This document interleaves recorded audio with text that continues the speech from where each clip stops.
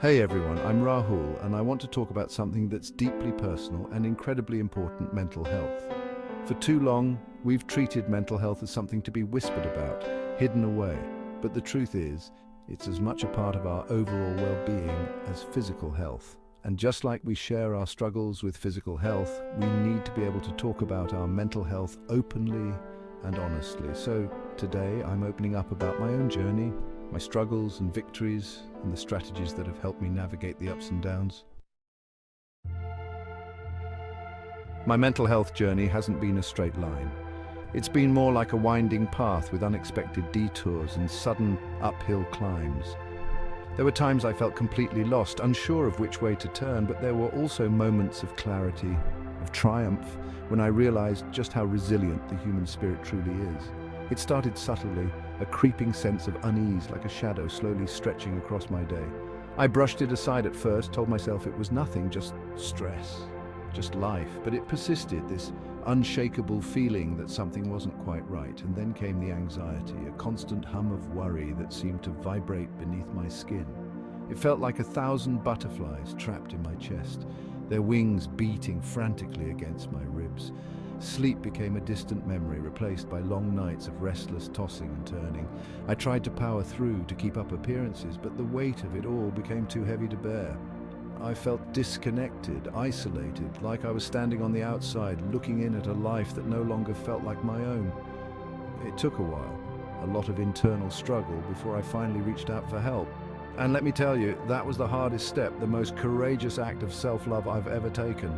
Admitting I needed help, that I couldn't do this alone, felt like a monumental shift, a cracking open of the armor I'd built around myself.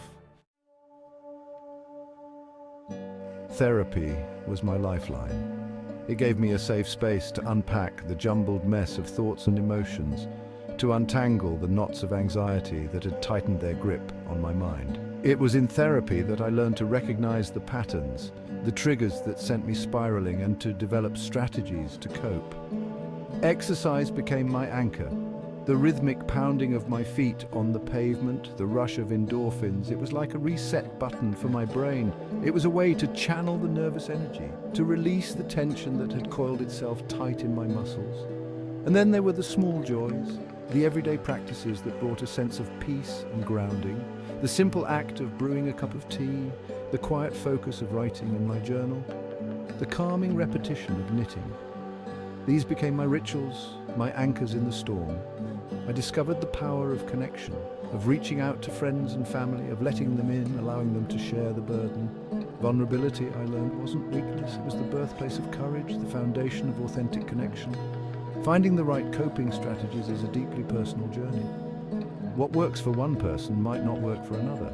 It's about exploring different avenues, experimenting, being open to trying new things until you find what resonates with you, what brings you a sense of calm amidst the chaos. Remember, there is no shame in seeking help, in leaning on others for support. In fact, it's a sign of strength, of a deep understanding of your own needs and the courage to prioritize your well-being. Mindfulness became a game changer. It was about learning to be fully present in the moment, to observe my thoughts and feelings without judgment, to simply be. It was a way to step outside the constant chatter of my mind and find a space of stillness. Meditation at first felt like an elusive practice. My mind, accustomed to its relentless racing, resisted the invitation to quiet down. But with practice, with patience, I began to find moments of peace, of quiet contemplation. There are countless ways to practice mindfulness. It could be as simple as paying attention to your breath, feeling the rise and fall of your chest, noticing the gentle rhythm of each inhale and exhale. It could be focusing on the sensations of your body, feeling the ground beneath your feet, the weight of your body in the chair, the coolness of air against your skin. Mindfulness is about bringing your awareness to the present moment, to the here and now, without getting caught up in the worries of the past or the anxieties of the future. It's about learning to observe your thoughts and feelings without judgment, to simply acknowledge them and let them pass. Meditation, a more formal practice of mindfulness, offers a deeper dive into the stillness within. There are guided meditations, apps, and countless resources available to help you get started.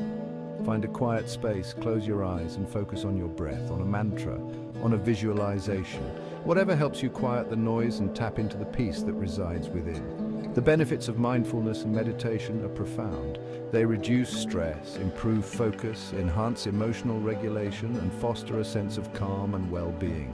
It's a practice, a journey of self-discovery, and the rewards are immeasurable. For years, I believed that my worth was tied to my productivity, to how much I could accomplish in a day. I wore busyness as a badge of honor, pushing myself to the limit, sacrificing my well-being in the pursuit of achievement. But the truth is, neglecting our personal lives for the sake of work only leads to burnout, to a depletion of our energy and spirit. We are not machines designed to operate at maximum capacity without rest, without rejuvenation. Creating a healthy work-life balance is about setting boundaries, about learning to say no, about prioritizing our own needs. It's about recognizing that rest is not a luxury, it's a necessity, a vital component of a fulfilling life. Start by setting realistic expectations. We live in a culture that glorifies busyness, that equates overwork with success. Challenge that notion. Give yourself permission to slow down, to create space for activities that bring you joy and nourish your soul. Make time for activities that replenish your energy. It could be spending time in nature, reading a book, listening to music, pursuing a hobby, or simply doing nothing at all. Whatever fills your cup, make it a non-negotiable part of your day. Remember, your worth is not determined by your productivity. You are valuable simply because you exist. Give yourself the gift of time, the freedom to explore the fullness of life beyond the confines of work. There was a time when I felt completely alone in my struggle, like I was the only one battling these inner demons. But the more I opened up, the more I shared my story, the more I realized just how many people were fighting similar battles. I remember one conversation in particular with a close friend who had always seemed so confident, so put together. As I shared my struggles, tears welling up in my eyes, she reached out, her hand warm on mine, and said, "Me too. I've been there too." In that moment, the walls of isolation crumbled. We were no longer two individuals facing separate battles. We were comrades in arms, sharing the weight of our burdens, offering each other support and understanding. Sharing our stories, our vulnerabilities, is a powerful act of courage. It chips away at the stigma surrounding mental health, creating space for compassion and connection. It reminds us that we are not alone, that our struggles are shared, and that there is strength in unity. Your story matters. It has the power to inspire, to offer hope, to remind others that they are not alone in their journey. Don't be afraid to share your experiences, to let your vulnerability be a beacon of light for others who may be struggling in the darkness. Remember, you are not your struggles. You are a tapestry woven with threads of resilience, of courage, of compassion. Embrace your story, share your truth, and let your vulnerability be a catalyst for connection and healing. Thank you for joining me on this journey, for listening with open hearts and minds. It's my hope that by sharing my story, I've been able to shed some light on the importance of mental health awareness and self-care. I encourage you to share your own stories, your struggles and victories with those you trust.